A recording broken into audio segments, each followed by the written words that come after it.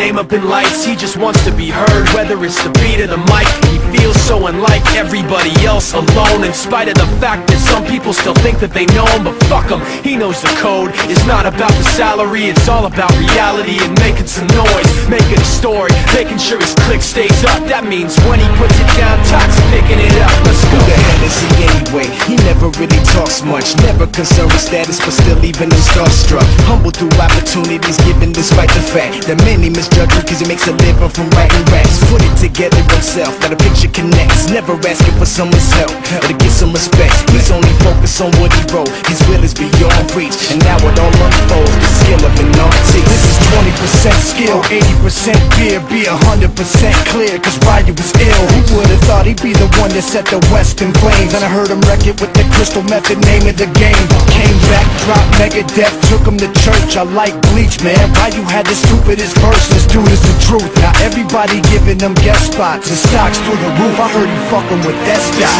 This is 10% luck, 20% skill, 15% concentrated power of will, 5% pleasure, 50% pain, and 100% reason to remember the name. They call him Ryu, he's sick and he's spitting fire. And Mike got him out the dryer, he's hot. Found him in Fort Minor with top, but a fucking nihilist porcupine. He's a prick, he's a cop. The type women wanna be with him, rappers hope he gets shot. 8 years in the making, patiently waiting to blow. Now the record with your notice taking over the globe. He's got a partner in crime, this shit is equally dope. You won't believe the kind of shit that comes out of this kid's throat. He's not your everyday on the block. He knows how to work with what he's got, making his way to the top. He don't think it's a comment on his name. People keep asking him, was it given that birth that doesn't stand for an acronym? No, he's living proof. Let him rock in the booth. He'll get you buzzing quicker than a shot of vodka with juice. Him and his crew are known around as one of the best, dedicated to what they do and give 100%.